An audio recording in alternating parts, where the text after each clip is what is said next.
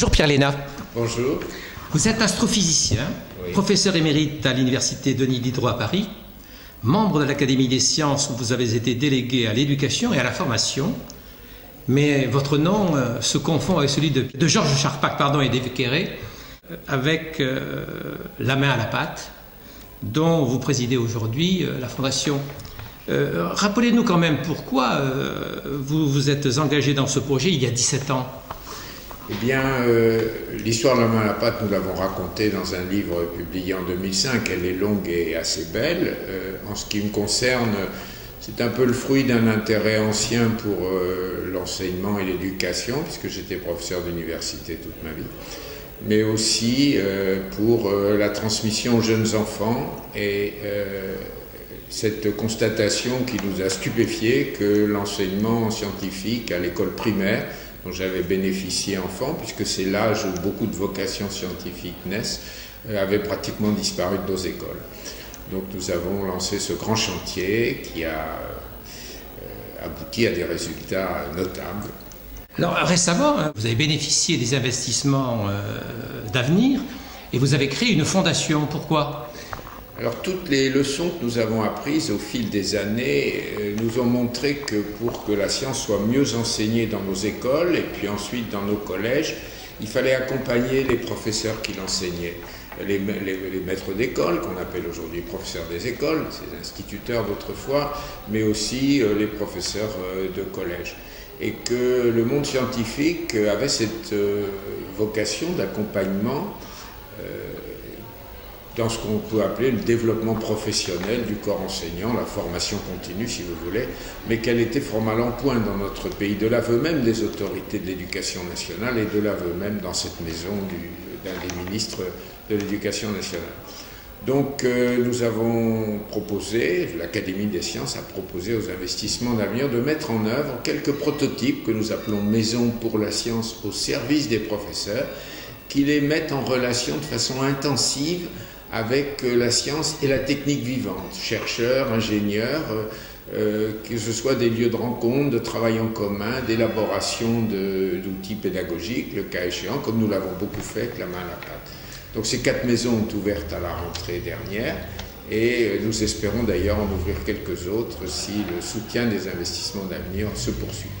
Vous vous êtes élevé contre la distinction très française entre littéraire et scientifique, et vous jugez même cela catastrophique. Pourquoi ?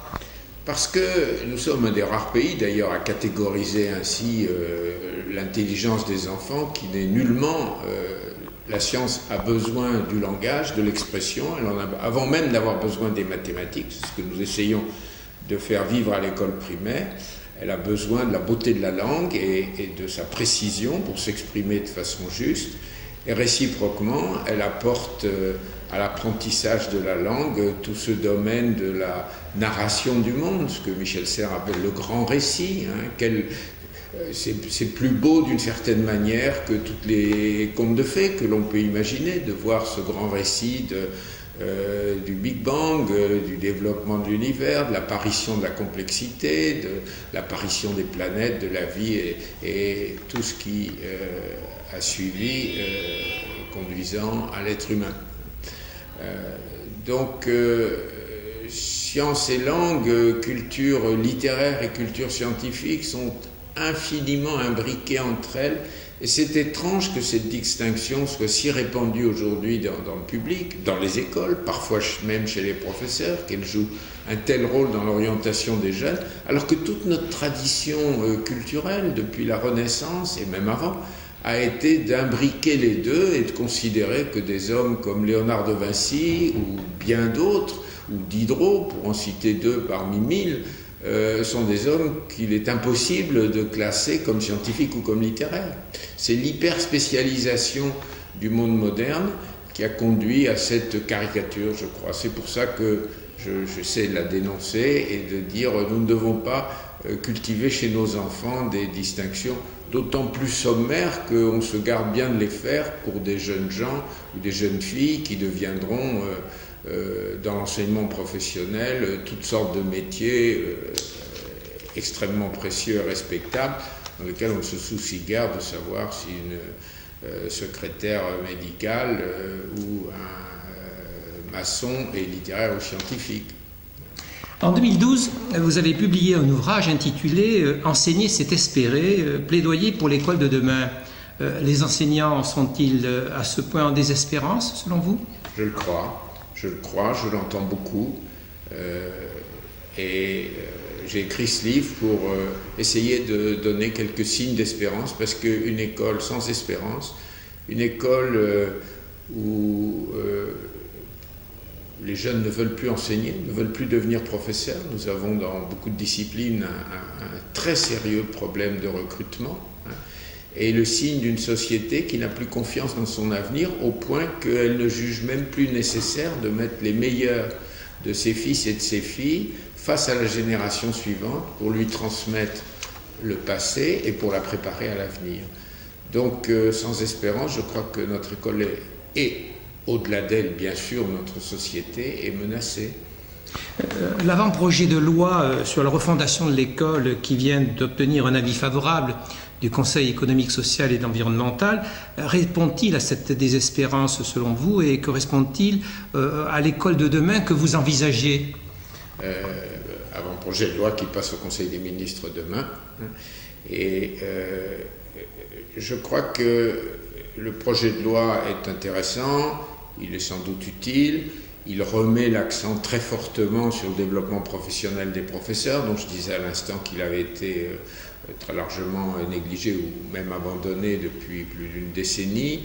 Donc tout cela est très bien. Il nous sort de ces 2 ou 3 années de grandes hésitations et erreurs sur la formation initiale et la masterisation.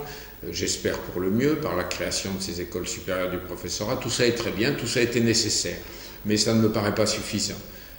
Et il y a des transformations beaucoup plus profondes de la façon dont les enseignants se voient eux-mêmes, de leur capacité de travailler en équipe, de leur pratique de l'interdisciplinarité, qui fait que la catégorisation disciplinaire, à la fois dans la formation mais aussi dans la pratique quotidienne, ne répond plus, à mon sens, aux exigences de compréhension que tout citoyen doit exercer vis-à-vis des grandes questions du monde d'aujourd'hui.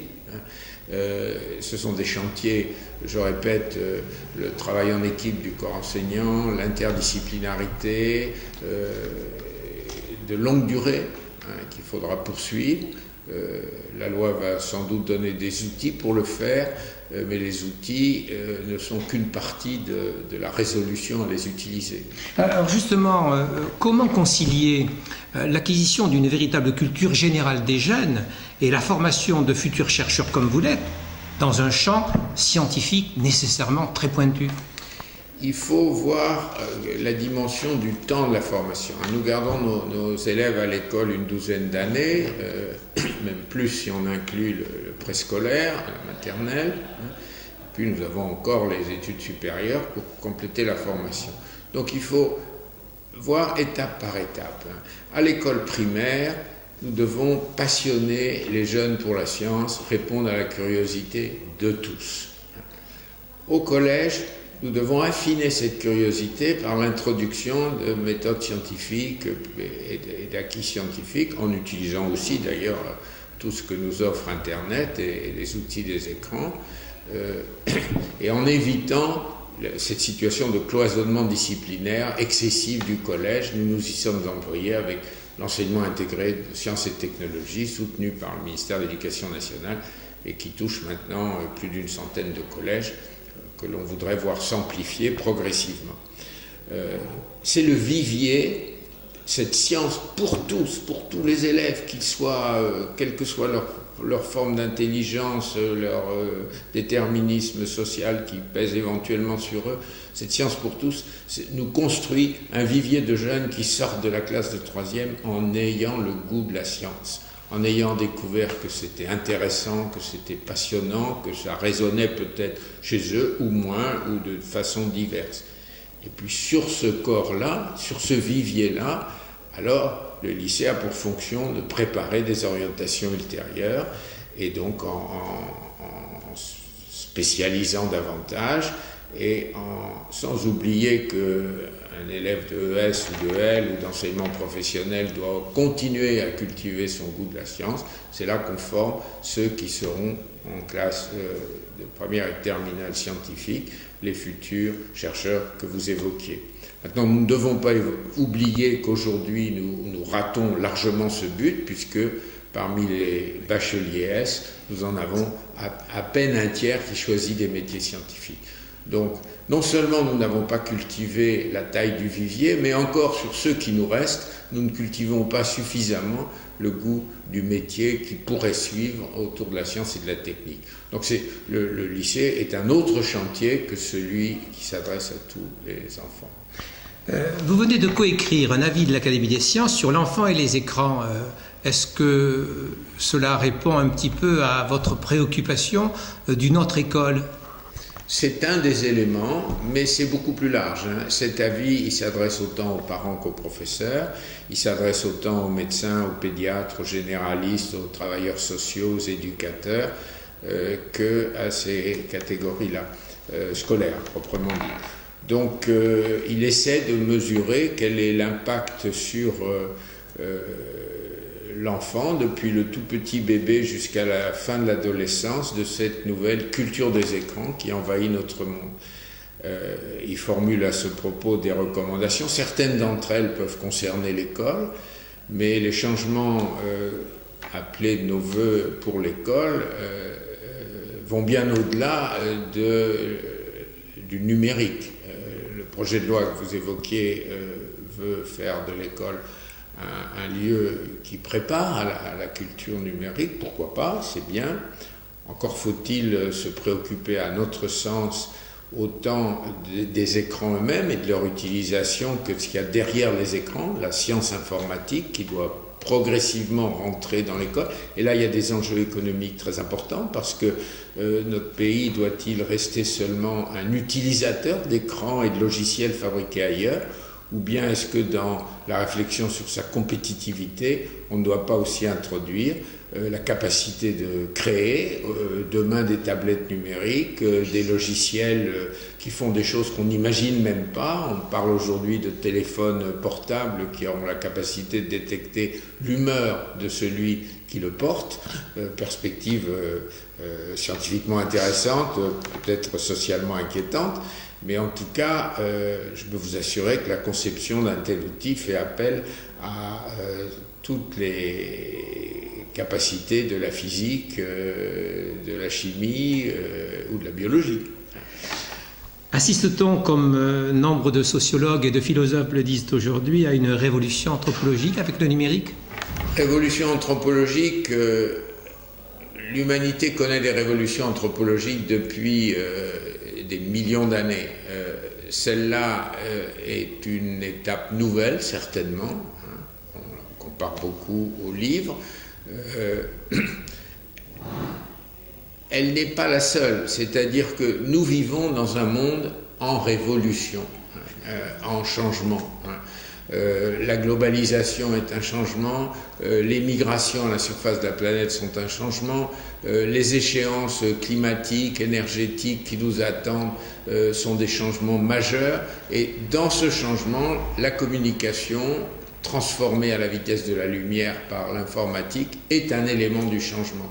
Je crois que si révolution anthropologique il y a qui prépare l'homme du XXIe siècle, elle doit prendre en compte toutes ces composantes avec les risques de guerre, les solidarités et pas seulement le petit bout de la lorgnette que représenteraient seulement les écrans. Voilà, c'est en tout cas ma conviction. Merci beaucoup, monsieur le professeur. Merci.